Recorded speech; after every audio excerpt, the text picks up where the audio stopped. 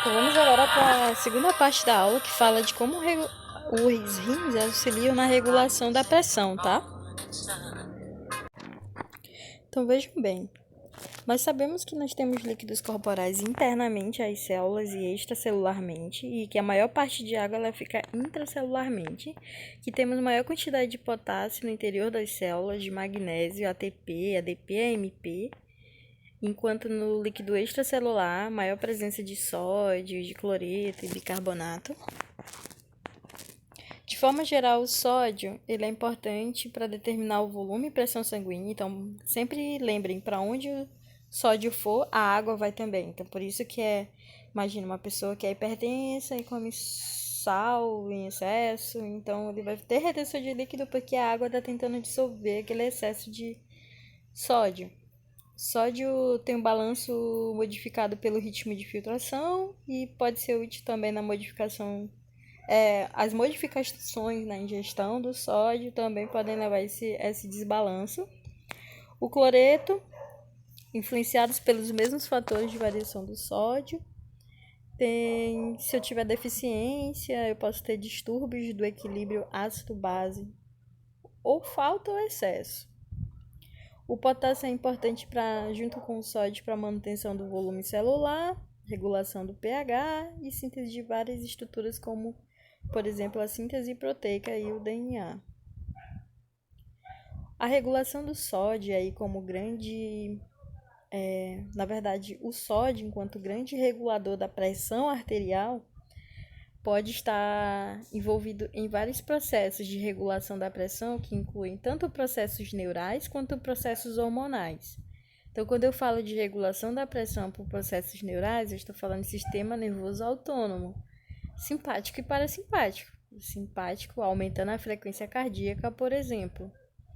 E hormonais, nós falamos sobre, em específico, o sistema renina-angiotensina-aldosterona, que é um dos sistemas que hoje, por exemplo, pela Covid-19, na doença do Covid-19, uma de suas enzimas tem sido afetadas pelo vírus SARS-CoV-2, que é a ECA.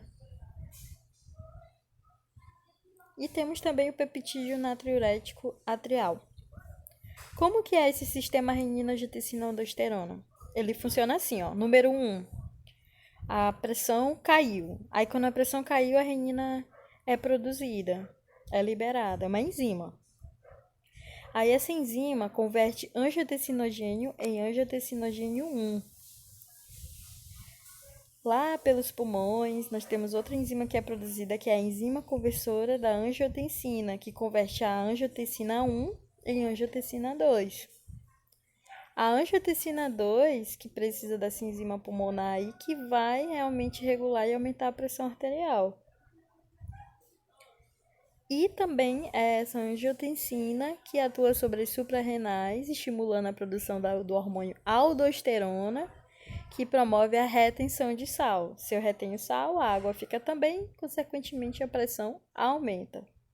Então, se eu quero diminuir a pressão, para quem é hipertenso, eu posso ter medicamentos que inibam tanto a enzima quanto a angiotensina 2.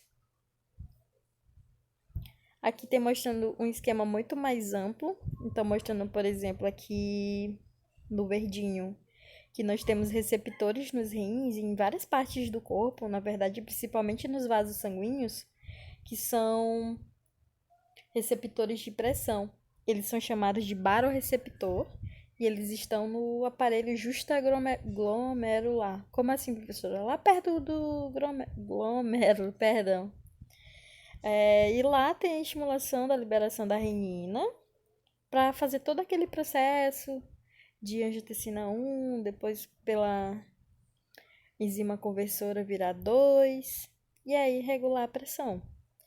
O amarelinho, ele diz respeito aos miócitos, são células cardíacas, que também detectam essa alteração de pressão e liberam peptídeo atrial natriurético, que promovem o quê? A reabsorção de sódio, então também contribui para o aumento da pressão. E o azulzinho Tá mostrando pra gente que esses baroreceptores, eles estão em praticamente todos os órgãos, ó, pulmões, coração, cérebro, aorta, seio carótido, fígado. E tudo isso tem regulação do sistema nervoso. Então, via sistema nervoso autônomo simpático, eu também tenho o estímulo necessário para a regulação da frequência cardíaca, da pressão arterial, e eu faço isso fazendo vasoconstricção, por exemplo, ou seja, diminuindo o calibre dos vasos para que a pressão aumente. A neurohipófise liberando o hormônio antidiurético, que é aquele hormônio que lá nos néfrons antidiurético impede a reabsorção de água. Na verdade, estimula a absorção de água. É um nome confuso, né? Diurético elimina, antidiurético previne a eliminação, ou seja, estimula a reabsorção de água.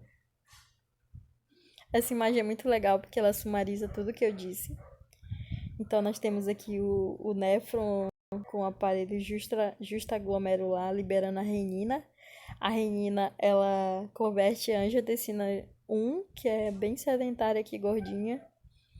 Vocês estão vendo essa ativação de angiotensinogênio e angiotensina 1? Aí vem as enzimas pulmonares, que é a ECA, e converte a A1 e A2, que é a angiotensina 2.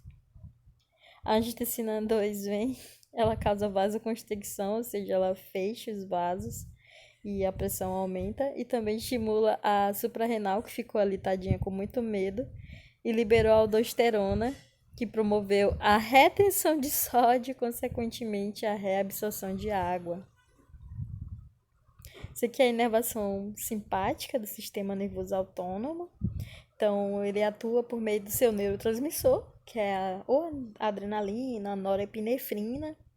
Eles reduzem o fluxo sanguíneo, ativam esse sistema renina-angiotensina aldosterona, ativam receptores adrenérgicos. Nós temos também pela neurohipófise o ADH, que é um hormônio que tem ação vasopressora, que tem uma ação em receptores localizados no túbulo coletor, também chamado ducto coletor, e que, por fazer essa reabsorção de água, regula a osmolaridade e volume da urina. Mostrando a neurohipófise. Tem uma ligação direta com o hipotálamo, que é uma estrutura cerebral que tem vários núcleos que coordenam várias funções do corpo, dentre elas regulação hormonal. Aqui é mostrando o mecanismo de ação do hormônio antidiurético, que também é chamado de vasopressina. Então aqui, ó, o que o hormônio está fazendo? Jogando água do ducto coletor para o sangue. Aqui não. Aqui, esse hormônio, ele não está conseguindo fazer essa reabsorção, tá? Ele é antidiurético.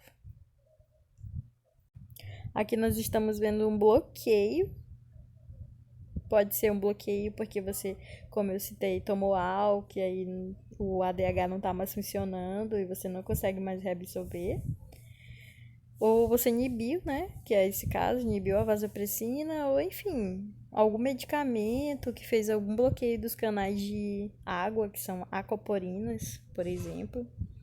De todo modo, aqui tá rolando a diurese, porque você não joga a água do ducto para o vaso sanguíneo. No nosso fórum Tira Dúvida, a gente conversa mais sobre esse assunto, se existir mais alguma dúvida. Então, esse balanço é feito graças aos baroreceptores, que ficam no nervo vago, glossofaríngeo e vários outros, e que são úteis também para ativar mecanismos da sede. Então, quando tiver com sede, já é um alarme não muito bom, tá? A gente tem que beber água antes disso. E citando outros elementos importantes na regulação da osmolaridade, nós temos o cálcio, então os rins são importantes para a ativação da vitamina D. Sofrem ação do hormônio da paratireoide, calcitonina. O magnésio e o fosfato, ambos envolvidos em processos importantes para fortificação óssea, para, por exemplo, aqui, regulação da função proteica, isso inclui ação de transcrição e tradução de DNA. No mais, é isso, senhores. Daqui a pouco a gente se encontra para tirar dúvidas. Super beijo!